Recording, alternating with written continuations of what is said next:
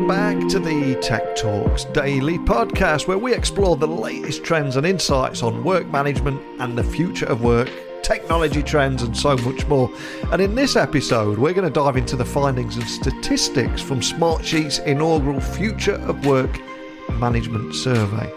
And I'm hoping it's going to shed some light on the challenges that businesses are facing right now, especially when operating with limited personnel, technology and support, and how it's all leading to the rise of something called the citizen project manager, who takes on additional work without any proper training or experience.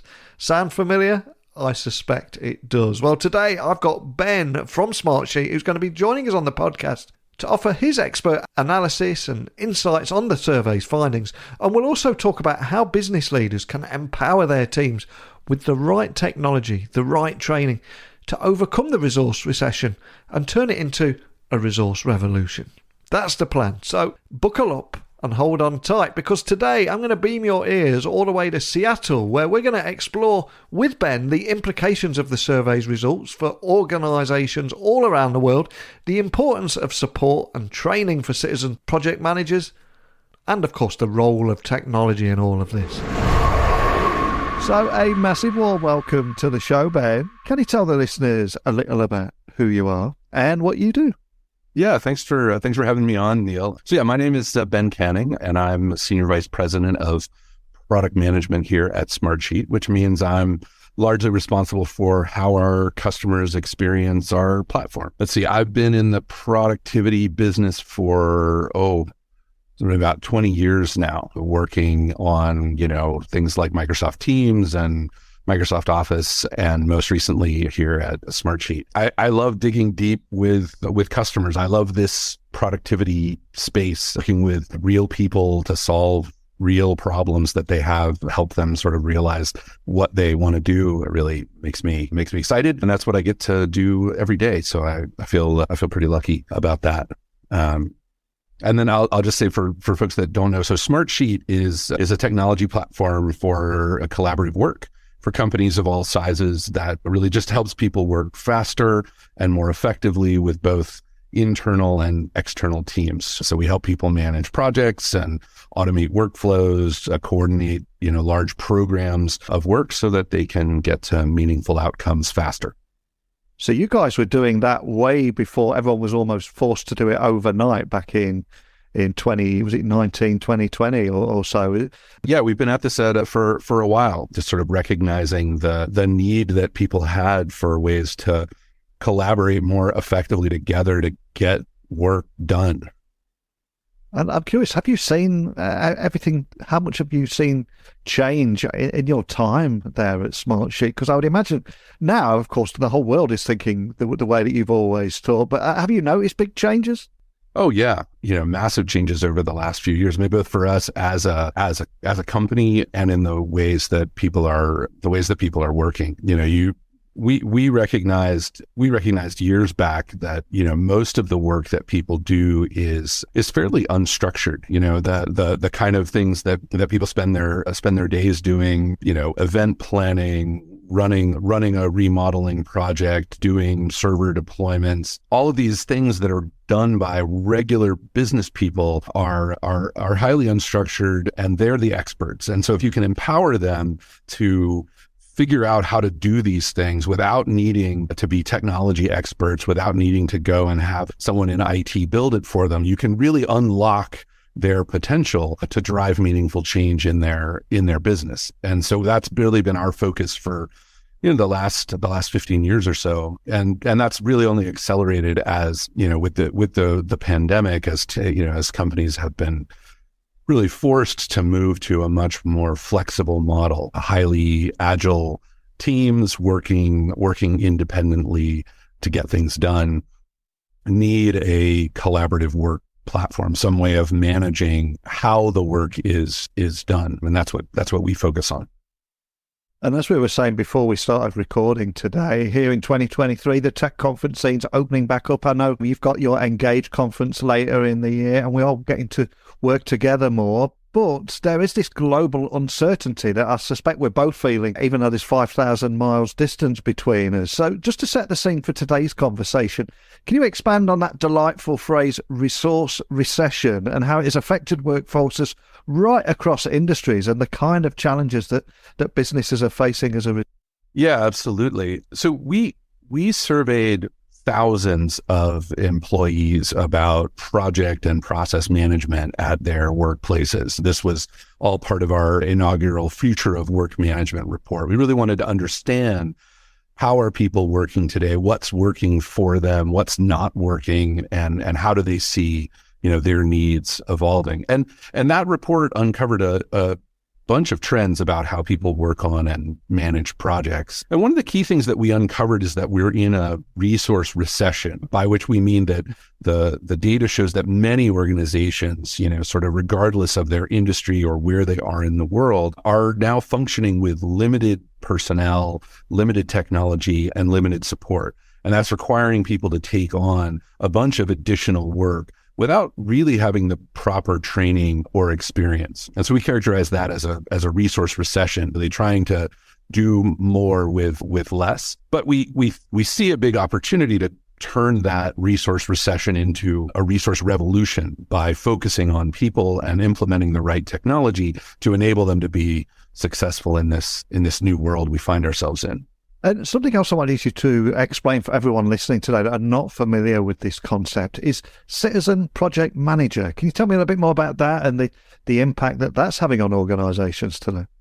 Yeah. So the data showed that, over 80% of the people that we polled said that project management is being done at least sometimes by folks that don't have managing projects in their job description. And so what we recognize is that, gone are the days where it was, cadre of professional project managers who were making, who were highly trained in, figuring out how to do all of this work and running the projects. What you have now is tons of dispersed teams that are trying to figure out, like, how do we do this kind of work? And so we coined the term citizen project manager to reflect that. These are folks that isn't their job title, but they end up managing projects anyway. And what the report sort of further showed was that these folks need support, and many are not getting it. In fact, one of the really interesting findings in the report was that, there's a perception gap between C-suite leaders and the people who are actually doing the work, right? Leadership tends to think that their teams are set up for success, that they have the right tools, that they have the project management skills that they need to be successful. But when you poll the people on the ground, you find that the opposite is true, that they will say, we're figuring it out as we go along. We don't really have the tools and technology that we feel we need in order to be successful. And that has some real dramatic consequences, folks feeling burnt out, demotivated. You can sort of power through a single project this way. But as you try to, build a business that's going to have repeatable success and, folks that are invested, the data shows us that people need more support than what they're getting.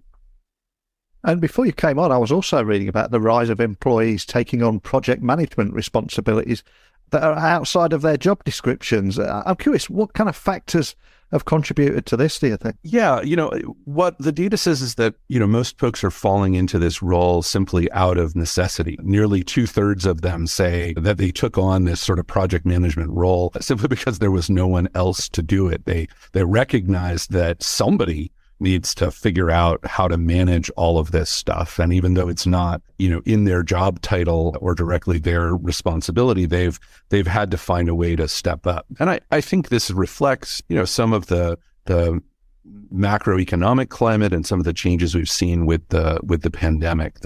Teams are more dispersed. They're working on more projects, needing, more agility and flexibility. And we really don't have the luxury of having a bunch of professional project managers who can just make the machine run. That's just simply not how business runs efficiently these days. Now, of course, we are all navigating a period of uncertainty at the moment, but I am the eternal optimist. So I'm going to ask you a pretty big question here, and that is, How can businesses turn this resource recession into a resource revolution? And what role do you see technology playing in a transformation like this?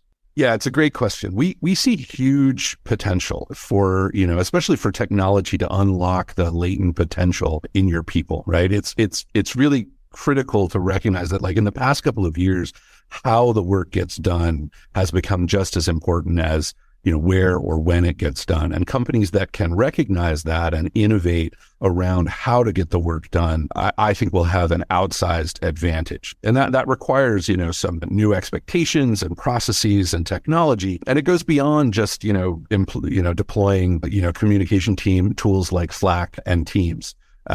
And so we would say, a collaborative work management system. Obviously, I'm super biased towards Smartsheet, but there are a number of them. So, a collaborative work management tool that goes beyond simple task management and provides a consistent, connected platform for work management at scale is what will set businesses up for success.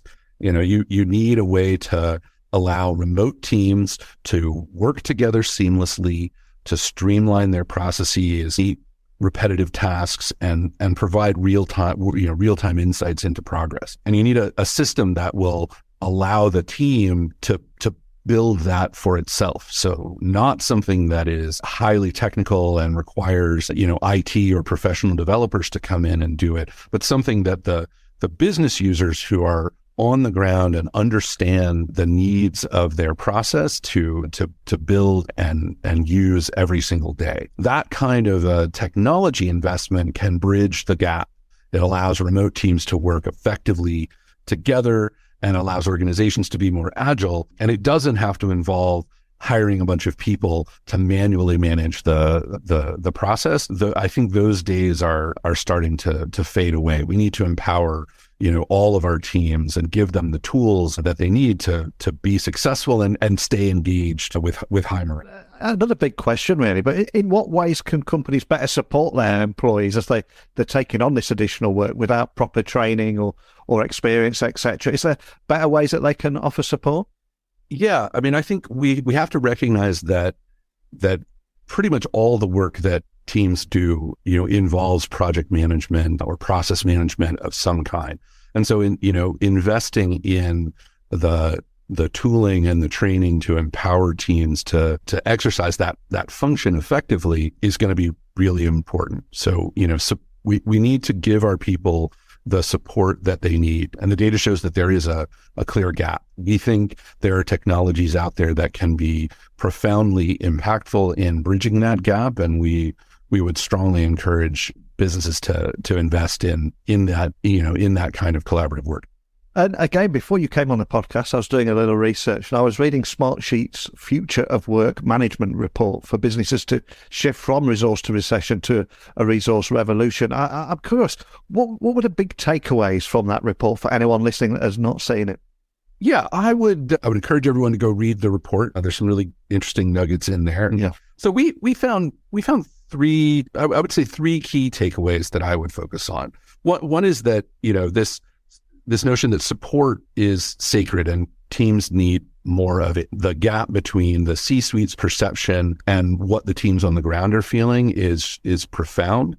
And organizations need to invest to support their people. The second thing I would say is that the day-to-day project work is what matters most. It's easy to focus on, what project should we be doing? And it's easy to focus on deadlines, but the secret to repeatable success is focusing on what we call the middle work, the actual day-to-day work, and helping teams understand how to establish workflows, incrementally complete smaller tasks, communicate well, collaborate effectively, and do that in a way that maintains engagement and morale.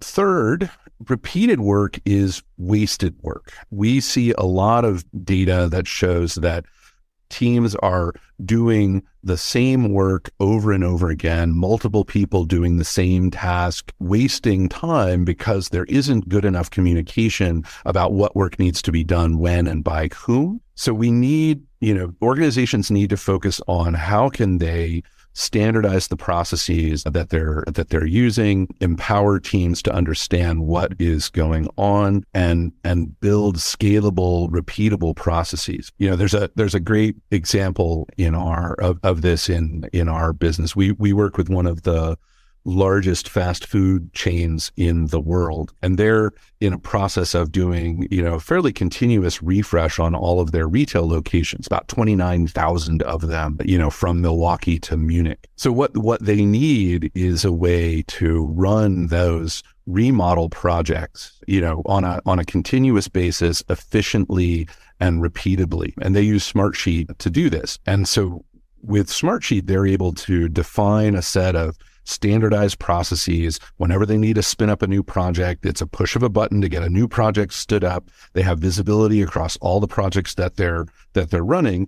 And when they need to make a change, add a new step in the process, a new task that needs to be performed, it's easy to roll that out automatically across all of those projects.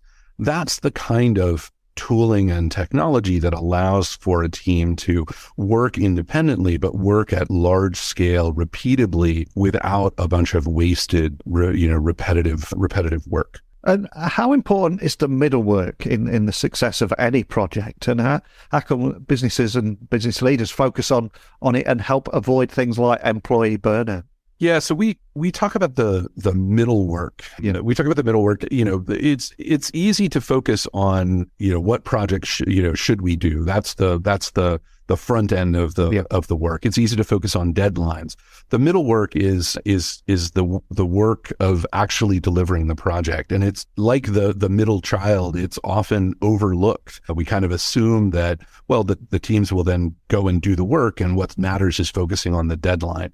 But focusing on the deadline, while deadlines are important and useful, often leads to burnout because it focuses on, let's just get it done. It doesn't focus on, okay, how do we build a repeatable process? How do we avoid duplicative work being done? And so as a result, you end up, maybe hitting the deadline, but not setting the team up for repeatable success moving on into the future. It's not about one project. It's about all the projects that you're going to do. And by focusing on the middle work and ensuring that you have the right tools to deliver on that work repeatably, sustainably, and with high engagement and morale, you set your business up for.